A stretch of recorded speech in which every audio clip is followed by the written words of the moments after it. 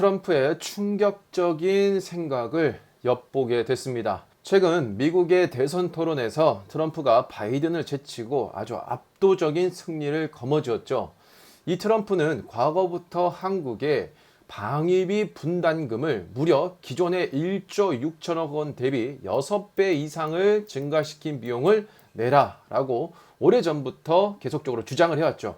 그렇게 하지 않으면 대한민국에 주둔 중인 미군을 철수시키겠다라는 압박도 서슴지 않고 해왔습니다. 트럼프뿐만 아닙니다. 트럼프의 최측근으로 불리우는 로버트 오브라이언 전 백악관 국가안보보좌관 역시 똑같은 얘기를 합니다. 한국의 방위비 부담이 충분하지가 않았다. 거친 사랑이 필요하다. 이런 얘기를 했습니다. 여기에 거친이 왜 들어간지 사실 처음엔 이해를 하지 못했는데 지금은 어느 정도 그 숨은 뜻을 좀 알 수 있을 것 같습니다. 어떻게 보면 이거는 협박이다라고 볼 수가 있는데요. 거친 사랑이 필요하다라고 얘기했습니다. 도대체 왜 거친 게 필요한지 잘 이해는 가지 않습니다만 한국뿐만 아니라 유럽에게도 계속 얘기했죠. 나토가 미국의 지원을 받으려면 방위비를 지출해야 된다. 방위비가 너무 낮다. 방위비가 없으면 나토에 대한 지원도 끊겠다. 이런 얘기를 정말 강경하게 발언을 했었죠. 이번 대선 토론에도 이런 얘기가 나왔습니다. 자, 그러면서도 우크라이나를 지지하고 있다. 거기에는 일본과 한국도 포함이 된다. 라고 얘기를 하면서 전 세계가 약간 전운이 휩싸이는 것에 대한 어떤 편가르기 같은 좀 모습이 보이긴 했습니다. 그런데 놀라운 점은 바로 이 부분입니다. 지금은 3차 대전의 목전에 다다랐다. 3차 세계대전의 리스크가 그 어느 때보다도 크다고 할 수 있다. 이런 표현을 썼습니다. 아니 3차 세계대전이라는 거는 과거에 무슨 예언자 책에도 나왔던 것이고 전 세계 뭐 핵전쟁 이런 얘기는 우리도 수없이 들어왔다. 누가 그걸 모르냐. 자, 그렇게 얘기할 수도 있는데요. 지금은 그 내용이 조금 다릅니다. 미국이 이렇게 강경하게 변한 데에는 최근에 푸틴이 북한을 방문하면서 둘 간의 군사 협약을 맺었기 때문이죠. 군사 조약을 맺었기 때문에 이제 러시아는 북한이 전쟁하면 전쟁에 자동으로 참전하게 됩니다. 물론 러시아하고 중국이 그렇게 끈끈한 관계는 아니지만 중국이 전쟁을 한다라고 하면 북한 역시 여기에는 자동 참전이죠. 그러면 북한이 또 전쟁에 참여하면 러시아가 자동으로 참전을 하게 돼 있습니다. 그러니까 지금 중국, 북한, 러시아 이 세 개의 연결고리가 만들어져 버린 겁니다. 그동안은 이렇게 만들어지지가 않았죠. 그저 떨어져서 요렇게 이런 식으로만 움직였는데 지금은 이 전 세계에서 가장 위험한 세계 국가가 이제는 연합작전을 펼칠 수가 있는 겁니다. 자, 그렇기 때문에 미국 입장에서는 사실 어떻게 보면 발등에 불이 떨어진 거거든요. 그러니까 미국이 느끼는 압박감도 분명히 있을 겁니다. 이 3차 세계대전이다라고 하는 이 부분이 단순히 예전에 우리가 책에서 뭐 그냥 이야기 속에서 나오던 그런 썰 정도로 끝나는 것이 아니라 실체화시키고 있다라는 겁니다. 미국에서요. 그렇기 때문에 지금 이런 부분을 고려했을 때 과연 한국의 미군 철수란 이야기가 왜 나오고 있느냐? 바로 여기서 확인할 수 있습니다. 트럼프 2기 행정부의 백악관 국가안보보좌관의 후보로 거론되는 엘브리지 콜비 전 국방부 전략개발 담당 부차관보입니다. 이게 지금은 직접적인 미국에서 지금 활약하는 현 장관이 아닙니다. 전 이제 이 장관이고 앞으로 이제 국가안보보좌관 후보로 이제 거론되는 아주 중요한 인물이 될 수도 있는 사람이죠. 이 사람이 지난번에 이렇게 얘기를 했습니다. 난 주한미군을 한국에 두지 않을 것이다. 나에게 결정 권한이 있다면. 자, 이게 무슨 말이냐면요. 미국 전력 다수가 한국에 있으면 북한뿐만 아니라 중국과도 너무 가까워서 엄청난 선제 공격을 당할 수 있다. 그걸 방어하기 위해서 있는 곳인데 분명히 이 미국에서 억제력을 가지고 있는 게 미군이긴 하지만 그 억제력 속에 실제로 그 현 상황이 발생한다라고 하면 바로 미군이 인질이 될 수도 있다라는 거죠. 그래서 지금은 한반도에서는 미군을 인질로 붙잡아두고 있다라는 표현까지 써버립니다. 자, 그래서 뭐라고 얘기를 하냐면 우리가 북한을 대응하기 위해서 주한미군을 놔둔다라면 중국에 대응할 능력을 소모할 것이다. 그래서 주한미군은 중국으로부터 한국을 방어하는 데만 초점 맞춰야 된다. 그러면 비슷한 거 아닌가요? 한국에 주한미군이 있으면 중국 방어는 되지 않느냐? 여기에는 북한이 포함되지 않습니다. 지금 이 말에는 북한은 없어요. 즉 북한이 미군을 공격할 수 있는 그 리스크를 얘기를 하는 겁니다. 북한은 이미 미국을 보복할 수 있는 그 대륙간 탄도 미사일을 개발을 완료를 해서 이미 지금 그들의 무기고에 있죠. 그렇기 때문에 미국의 여러 도시와 300만 명 이상의 미국인을 북한의 핵 공격의 위협에 노출시키고 있다. 그렇기 때문에 단언컨대 미국은 이 약속을 지킬 수가 없다. 특히나 한반도에서 전술핵의 재배치로 관련해서 핵 공유 역시 의사결정권이 없다면 북한은 최종 결정권자인 미국에 보복하게 된다. 즉 미국인 다수가 위험에 노출되고 있다. 이렇게 표현을 한 겁니다. 북한이 미국 본토를 타격할 수 있는 그 리스크를 얘기한 건데 사실 정확히 얘기하면 이게 북한만 있겠습니까? 이건 중국도 똑같은 거죠. 즉 지금 여기서 얘기하는 부분을 우리가 잘 생각해 봐야 되는데요. 콜비 전 부차관뿐만이 아닙니다. 미국의 케이토 연구소의 수석 연구원 역시 한국의 핵무장이 최선책이다라고 주장을 했습니다. 케이토 연구소의 벤도우 선임 연구원은 지난달 미 퀸시 연구소가 발행하는 책임있는 국가 운영이라는 곳에 기재를 한 글이 있습니다. 한국과 미군 관계를 다시 생각해 볼 때라는 이 제목의 글에서 내용을 밝혔는데요. 과거 한국전쟁에는 미국의 책임은 전장인 한반도에 국한되어 있었다라고 얘기를 하죠. 그러니까 당시에 한국에서 전쟁을 할 때 미군을 파견하더라도 미국 본토에 대한 위험에 대한 리스크는 없었다라는 거죠. 하지만 오늘날에는 더 이상 그렇지 않다. 북한의 대륙간 탄도미사일로 인해서 그래서 이제는 현실적으로 남한은 스스로를 방어할 수 있기 때문에 미국의 본토의 국민들을 위험에 빠뜨려서는 안 된다. 왜 미국이 자국의 방위를 감당할 수 있는 나라를 지키기 위해서 미국민의 미래를 걸어야 되느냐 이렇게까지 얘기를 했다는 겁니다. 상당히 미국 우선주의인데 사실 이 부분은 그냥 단순히 미국 우선주의다라고 비판만을 할 수는 없습니다. 타국을 도와주다가 우리나라 국민이 엄청나게 많은 인구가 희생이 될 수도 있는 부분은 분명히 맞는 이야기이기 때문에 이들의 얘기가 그냥 마냥 틀렸다라고 표현할 수만은 없을 것 같습니다. 그렇기 때문에 지금 트럼프가 재집권한다라고 하면 주한미군을 철수하고 한국은 핵무장이 된다 이런 얘기가 나오는 것이죠. 그러면 이게 정말 쉽게 발생할 수 있는 일은 아니겠지만 적어도 미국의 속내 이런 것 같습니다. 핵무장을 하던가 핵무장을 하지 않을 거면 천문학적인 돈을 내라. 우리 국민들의 목숨을 담보로 한 거니까 돈 많이 내. 이렇게 얘기한 거죠. 그러면 이 트럼프의 측근들이 얘기한 거기 때문에 사실 트럼프의 생각과도 똑같거든요. 왜 갑자기 6배나 되는 천문학적인 돈을 얘기하는가 했더니 그 정도의 가치를 얘기하는 거예요. 우리 미국 국민들의 목숨값이 걸려 있으니까. 자, 그러면 핵무장을 한다라고 하면 과연 쉽냐? 그것도 어렵습니다. 현실적인 문제는 제쳐두고서요. 한국이 핵무장을 한다는 건 뭐죠? 미국은 한국의 직접적인 전쟁 개입을 하지 않겠다는 거예요.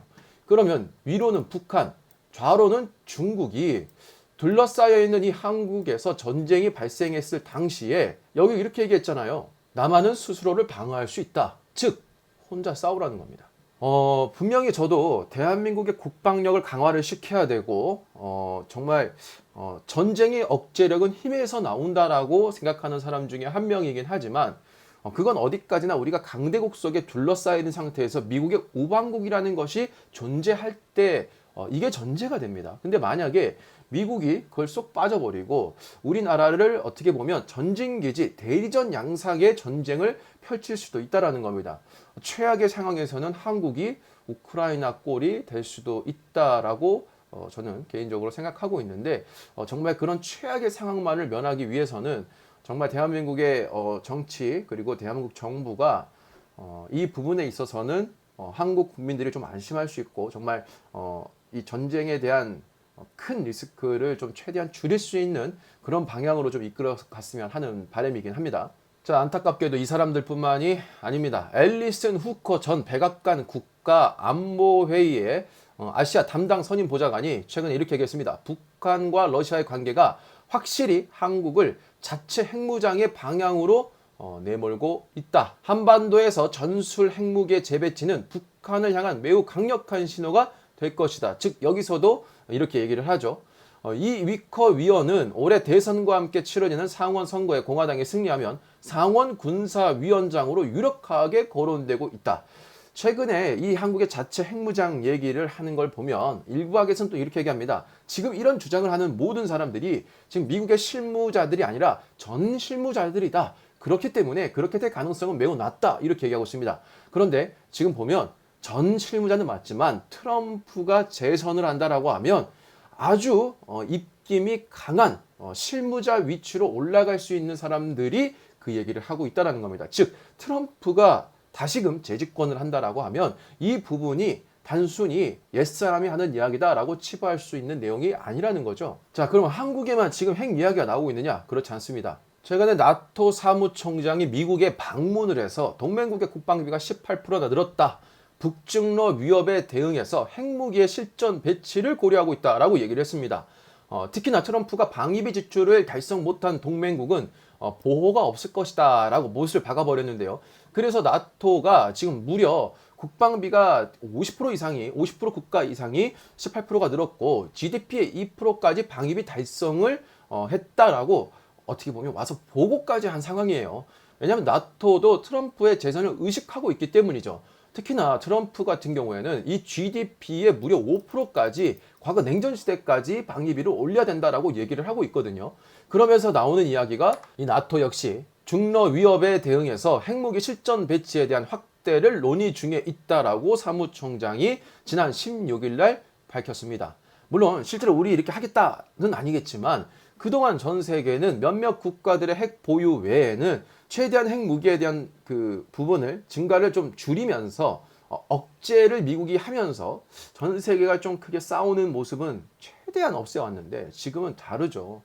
중국과 이 러시아의 관계 그리고 러시아의 직접적인 전쟁 그리고 중동의 많은 화약과 같은 전쟁 리스크 거기에 이번에 북한과 러시아의 어떤 군사조약 이런 것까지 합쳐지면서 더 이상은 미국을 필두로 한 유럽 국가들도 이걸 무시할 수가 없게 된 겁니다. 지정학적에 대한 부분이 그동안 수십 년간 유지해왔던 어떻게 보면 평화 아닌 평화가 깨지고 있는 겁니다. 자, 그럼 미국에선 이런 얘기가 없느냐? 미국 역시 핵실험을 다시 재개해야 된다라고 얘기하고 있습니다.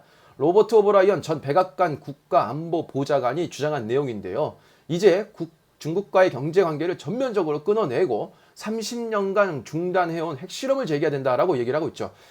미국은 지금 이미 오래전에 핵에 대한 신규 개발을 거의 중단시켜 놓은 거고 지금 미국이 보유하고 있는 핵탄두 또한 다 수십 년 전에 만들어 놓은 겁니다. 그렇기 때문에 북한과 중국은 지금도 계속적으로 핵탄두를 만들고 있어서 미국이 머지않아 이제 10년 이내면 중국한테 핵탄두 보유라는 게 따라잡힐 것이다 라는 얘기가 나오잖아요. 이것도 제가 과거 영상에서 한번 다뤘었는데 그래서 미국도 이제는 이걸 만들어야 된다 이런 얘기를 하고 있는 거죠. 자, 그러면 한국은 탄두 핵무기를 만들 수 있는 기술력은 있을까요? 지금 세종연구소 한반도 전략센터장인 정성장 센터장은 몇 년 전부터 이렇게 주장을 해왔습니다. 물론 이건 뭐 대부분의 사람들이 알고 있는 거지만 한국에는 4,000개가 넘는 핵탄두를 지금 당장이라도 수개월 이내에 만들 수 있는 역량을 가지고 있다. 이 이야기는 이미 미국과 중국에서도 이 부분을 기사로 다뤘을 정도로 이미 공식화되어 있는 내용입니다. 그런데 과거에는 너네가 핵탄두를 만들더라도 그 핵탄두를 가지고 미사일에 실어서 타격을 할 수 있는 기술은 있어. 이렇게 했던 거죠. 그게 당장 핵탄두는 만들 수 있더라도 그걸 무기화시킬 수 있는 그런 재량은 부족해. 이거였습니다. 그런데 어떻게 됐죠? 트럼프가 2020년 5월 한국의 미사일 사거리 제한을 풀어줬습니다. 트럼프가 그 당시에 미사일 사거리 제한을 그냥 풀어줬을까요? 분명한 이유가 있었다고 저는 생각하는데 어쨌든 이제 한국도 수천 킬로미터를 날아갈 수 있는 미사일을 전부 다 개발을 해놓은 상태이기 때문에 핵탄두만 존재한다면 그거를 정밀하게 타격하는 기술은 이미 한국도 전부 다 보유를 하고 있다는 겁니다. 더 이상 한국은 핵을 만드는데 기술적으로의 큰 제약사항은 없는 거죠. 다만 미국과의 관계 그리고 한국의 핵탄두를 보유했을 때 한반도에 대한 리스크 그 분란 이런 것들이 문제가 되는 것이지 이걸 가지는 것 자체는 큰 문제가 되지 않는다라는 겁니다. 미국에서는 앞으로 이 국방비를 GDP의 5%까지 증가를 시키겠다라는 얘기가 나오고 있고 이렇게 된다라고 하면은 사실 우리가 일반적인 주식으로 본다면 분명히 군사와 관련된 이 방위비가 증가하는 거잖아요. 당연히 방산 관련주가 트럼프가 들어오면 좋다라는 이야기가 나올 수밖에 없는 그 이유가 바로 앞에서 나왔던 이 모든 내용들이 결국은 전 세계가 군사비를 증가시키고 전 세계가 앞으로 군함, 함정, 미사일 모든 분야에 있어서 군사 무기를 증가시킬 수밖에 없기 때문입니다. 군사 무기의 강국으로 떠오른 한국의 수출은 분명히 좋아지겠으나 그것을 마냥 좋아할 수만은 없는 게 그 한반도가 전쟁터가 될 수도 있다는 리스크 때문이죠. 한국이 자주 국방의 힘을 갖는 건 분명히 반가울 만한 일이나 미군이 만약에 한국의 전쟁을 억제시켜줬던 미군 철수가 발생을 해버린다라고 하면 그건 또 그대로 정말 리스크가 크거든요. 중국과 북한이 넘볼 수 없는 한국에 자주 국방을 만들었으면 하는 바람이면서도 또 한국에 다시 한번 큰 전쟁이 발생하지 않았으면 하는 바람도 있습니다. 이 부분은 정말 한국의 정부가 여야를 떠나서 정말 잘 해결해 줬으면 하는 바람이고요. 트럼프가 가지고 있던 속내에 대해서 오늘 제 개인적인 생각을 얘기해 봤습니다. 이 부분이 그냥 제 뇌피셜일지 실제가 될지 그냥 아닐지 이거는 사실 알 수는 없습니다. 하지만 그만큼 제가 얘기한 거는 대부분의 내용이 팩트에 근거한 거기 때문에 여러분들도 이 사실을 좀 알고 있는 상태에서 트럼프가 당선됐을 때에 대한 대비책을 그리고 투자로 본다면 또 그와 관련된 주식들을 한번 생각해 볼 필요가 있을 것 같습니다. 오늘 영상도 도움이 됐다면 좋아요, 구독, 알람 부탁드리고요. 다음 영상에서도 좋은 내용으로 인사드리도록 하겠습니다. 저희 멤버십은 특정 종목을 언제 사서 언제 팔라 이렇게 알려주는 것이 아니라 제가 시장에 대한 분석과 산업에 대한 분석, 차트 분석 그리고 여러 가지 기법 등을 통해서 여러분들이 스스로 투자를 해서 성공할 수 있게끔 키워주는 멤버십이다라고 생각하시면 될 것 같습니다. 매주 목요일 현재 라이브 방송 외에 제가 지속적인 브리핑과 산업에 대한 설명을 드리고 있으니까요. 함께 하시고 싶은 분들은 멤버십을 가입하시고요. 저희 멤버십 전용 카톡방에 들어오셔서 다양한 정보 받아가시고요. 소액인 멤버십의 비용 대비 분명히 훨씬 더 높은 이익을 얻을 수 있을 거라 제가 확신하고 있으니까요. 함께 어려운 시장 걸어가면 좋을 것 같습니다.